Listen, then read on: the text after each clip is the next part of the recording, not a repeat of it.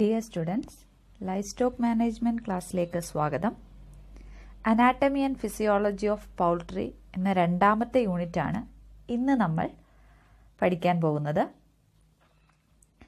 Anatomy, physiology ഈ രണ്ട് പദങ്ങളും നമ്മൾ ഒന്നാമത്തെ മൊഡ്യൂളിൽ പരിചയപ്പെട്ടിട്ടുള്ളതാണ്. എന്താണ് അനാട്ടമി? ശരീരഘടന ശാസ്ത്രം. ശരീരത്തിൻ്റെ ഘടനയും ആന്തരിക അവയവങ്ങളെയും കുറിച്ചുമുള്ള പഠനത്തെയാണ് അനാട്ടമി എന്ന് പറയുന്നത്. എന്താണ് ഫിസിയോളജി? ഫിസിയോളജി എന്നാൽ അവയവങ്ങളുടെ പ്രവർത്തനങ്ങളെക്കുറിച്ചുള്ള പഠനത്തെയാണ് ഫിസിയോളജി എന്ന് പറയുന്നത്. ശരീരത്തിൻ്റെ അടിസ്ഥാന ഘടകം കോശമാണ് അഥവാ സെൽ. ഒരേ പ്രവർത്തനങ്ങളുള്ള ഒരേ രീതിയിലുള്ള സെല്ലുകൾ ചേർന്നാൽ അവ ടിഷ്യൂ ആയി മാറും അഥവാ കല. ഒരേ പ്രവർത്തനങ്ങളുള്ള കലകൾ ചേർന്നാൽ അവയവമായി മാറും organ.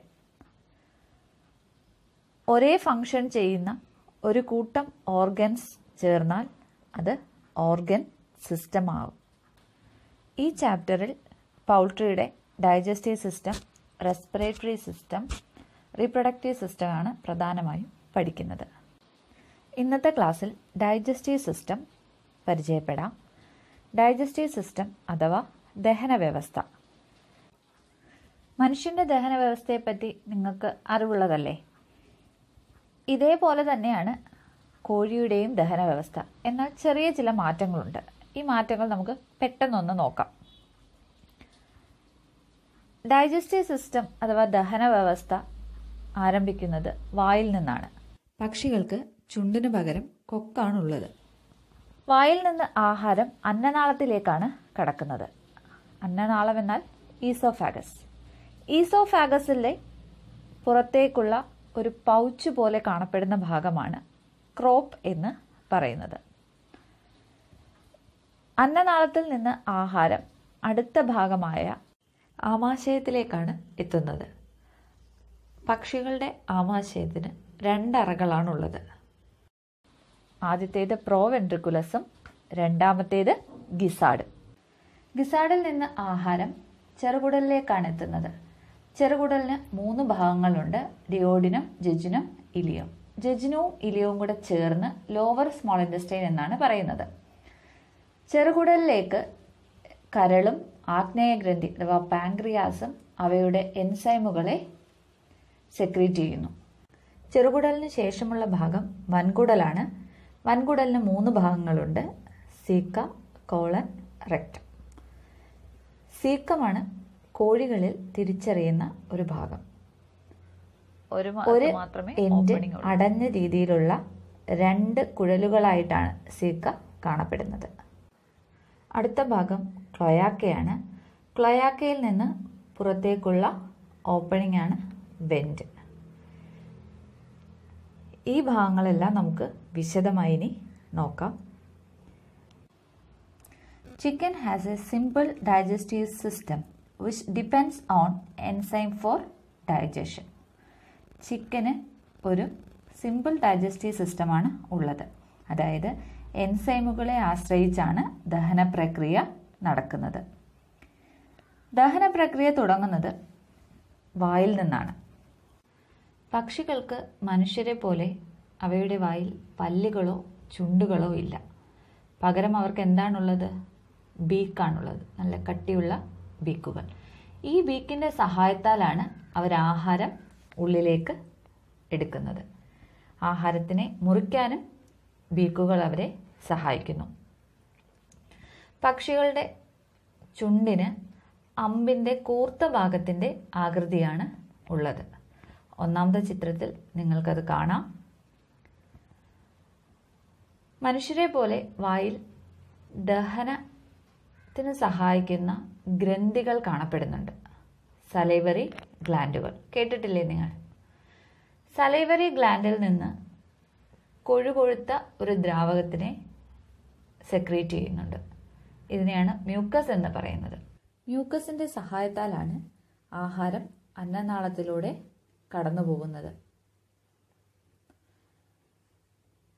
Mouth has no lips and teeth. These are replaced by beak. Tongue has the shape of barbed head of an arrow.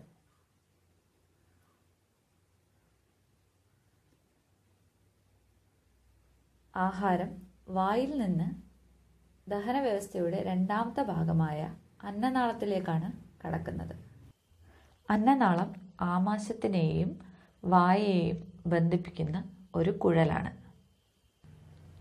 പക്ഷികളിൽ ഈ കുഴലിൽ പുറത്തേക്കൊരു പൗച്ച് പോലെ കാണപ്പെടുന്ന ഭാഗത്തിനെ ക്രോപ്പ് എന്ന് പറയുന്നു. ആഹാരത്തിനെ സംഭരിച്ചു വയ്ക്കാനുള്ള ഒരറയായാണ് ക്രോപ്പ് പ്രവർത്തിക്കുന്നത്.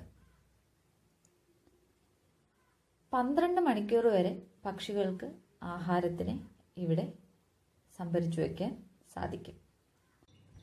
ക്രോപ്പ് സ്ഥിതി ചെയ്യുന്നതനുസരിച്ച് അന്നനാളത്തിനെ 2 ഭാഗങ്ങളായി തിരിക്കുന്നുണ്ട്.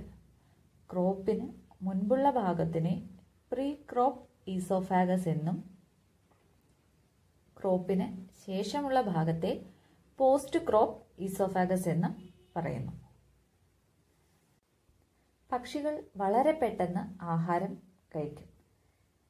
ഈ ആഹാരം ആദ്യം എത്തുന്നത് ക്രോപ്പിലേക്കാണ്. ക്രോപ്പിൽ നിന്ന് വളരെ പതുക്കെ മാത്രമാണ് ആഹാരം ആമാശയത്തിലേക്ക് എത്തുന്നത്. Oesophagus is A tubular structure that connects pharynx and stomach.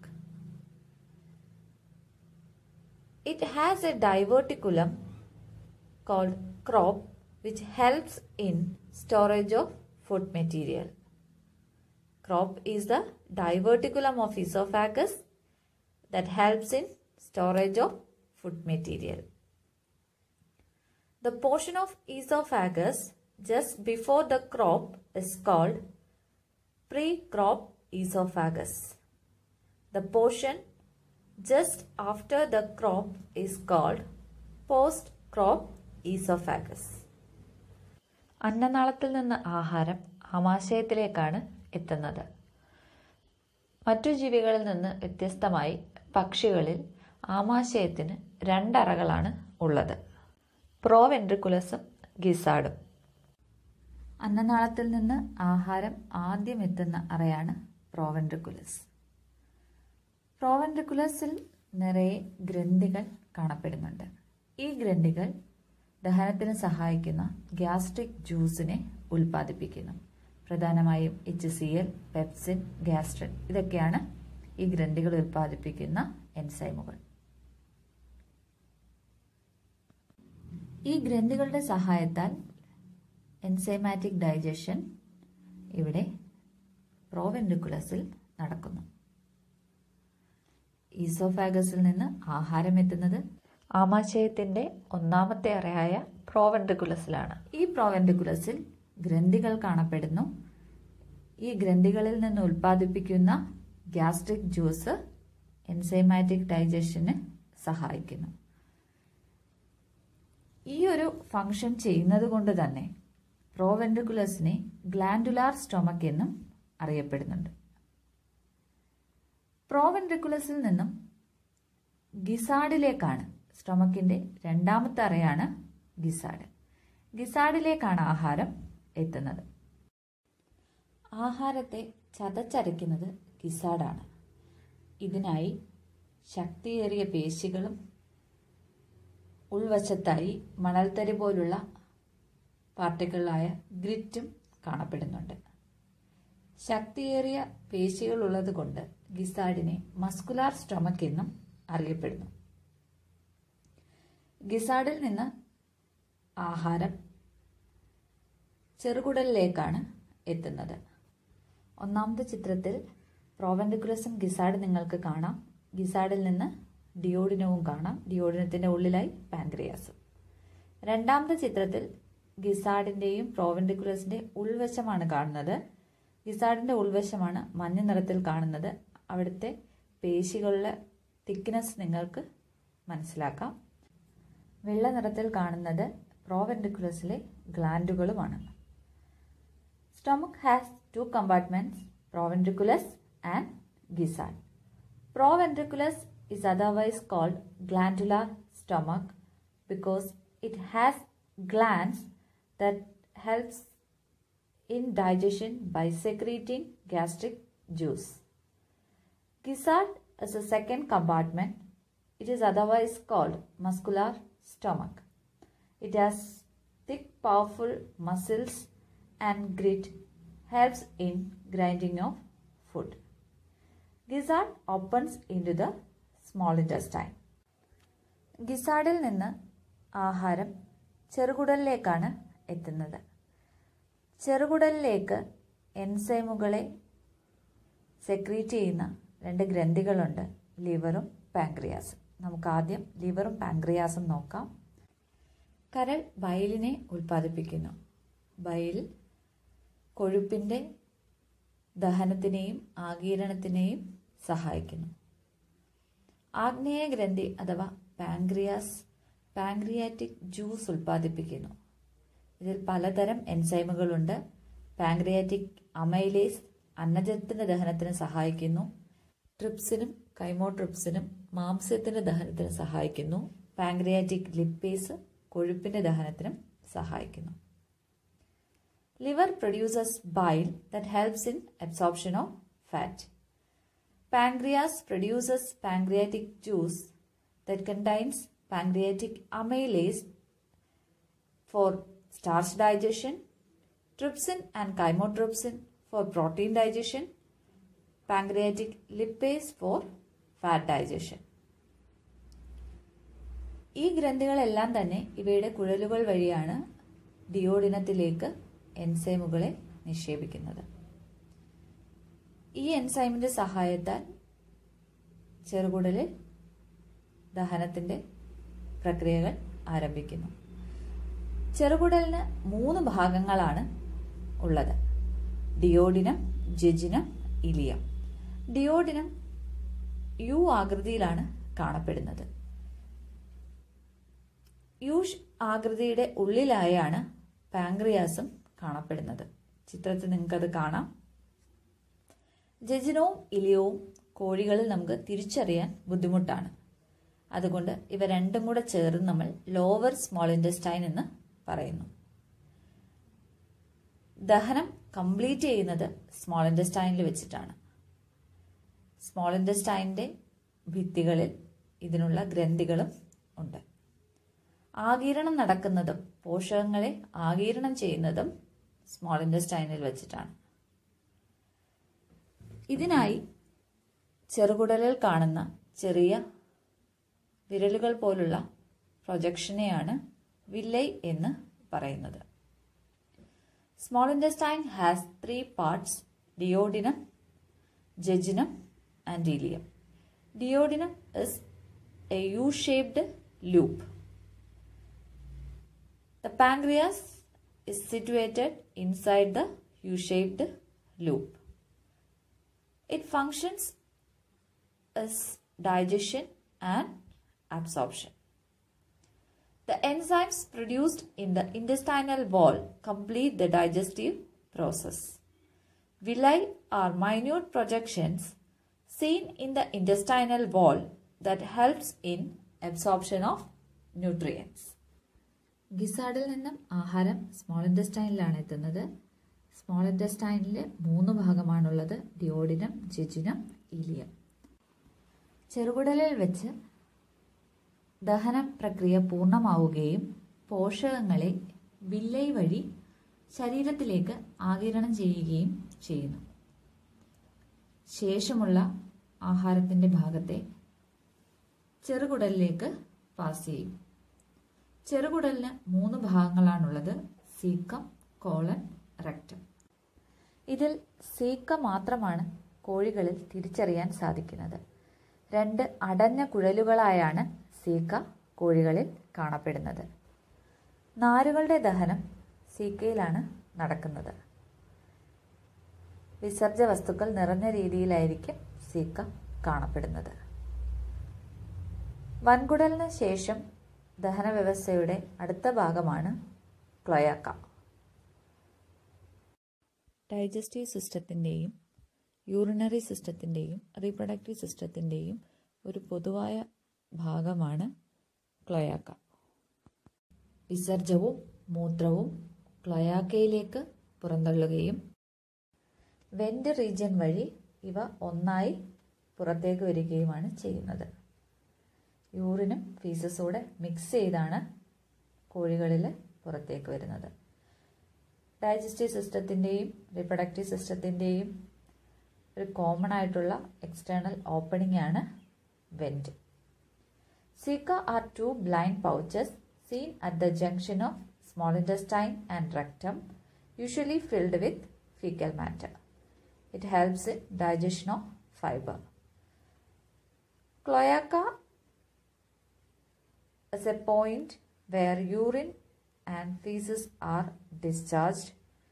It opens out as an external opening called vent.